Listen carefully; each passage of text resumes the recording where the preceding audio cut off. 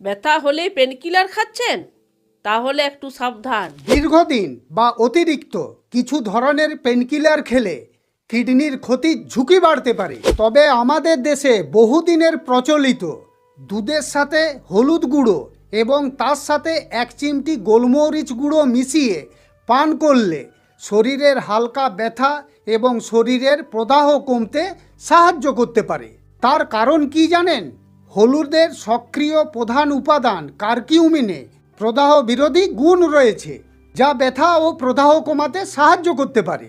আর গোলমরিচে থাকা পাইপারিন, হলুদে থাকা কারকিউমিন শরীরে শোষিত হতে সাহায্য করতে পারে। তাই শরীরে হালকা ব্যথা হলে 1 কাপ গরম দুধের সাথে 1 চা চামচ হলুদ গুঁড়ো মিশিয়ে সামান্য গোলমরিচ গুঁড়ো মিশিয়ে পান করতে পারেন।